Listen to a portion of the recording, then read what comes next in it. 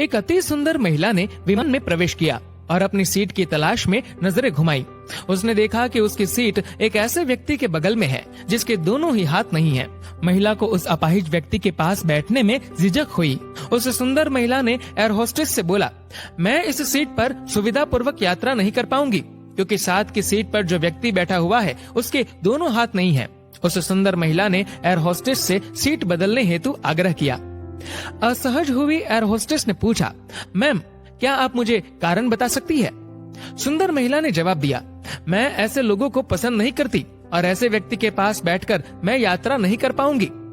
दिखने में पढ़ी लिखी और विनम्र प्रतीत होने वाली महिला की ये बात सुनकर एयर होस्टेस अचंभित हो गई।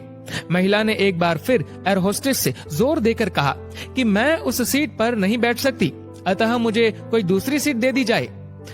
एयर होस्टेस ने खाली सीट की तलाश में चारों ओर नजर घुमाई पर कोई भी सीट खाली नहीं दिखी। एयर होस्टेस ने महिला से कहा कि मैडम, इस इकोनॉमी क्लास में कोई सीट खाली नहीं है, किंतु यात्रियों की सुविधा का ध्यान रखना हमारा दायित्व है, अतः मैं विमान के कप्तान से बात करती हूँ, कृपया तब तक थोड़ा धैर्य रखें। ऐसा कहकर एयर होस्टेस कप्तान से बात करने चली गई और उसने जाकर पूरी बात कप्तान को बताई।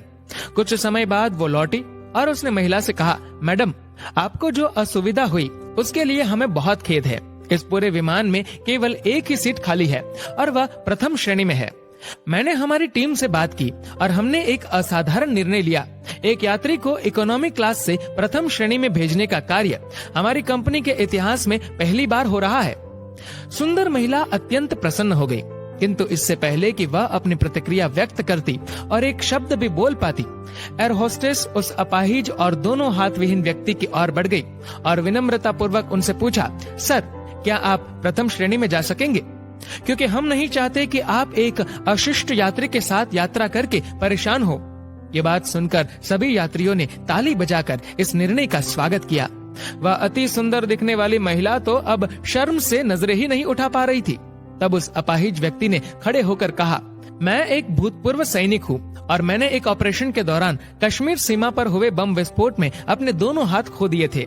सबसे पहले जब मैंने इन देवी जी की चर्चा सुनी तब मैं सोच रहा था कि मैंने भी किन लोगों की सुरक्षा के लिए अपनी जान जोखिम में डाली और अपने हाथ खोए, लेकिन जब आप सभी की प्रतिक्रिया देखी तो अब अपने आप पर गर्व महसूस हो रहा है कि मैंने अपने देश और देशवासियों की खातिर अपने दोनों हाथ खोए। और इतना कहकर वह प्रथम श्रेणी में चले गए।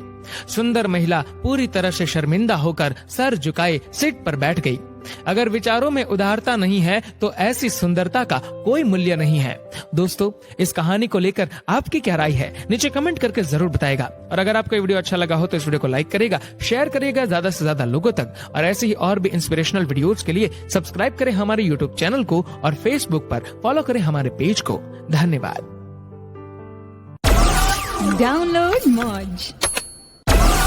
Download Moj.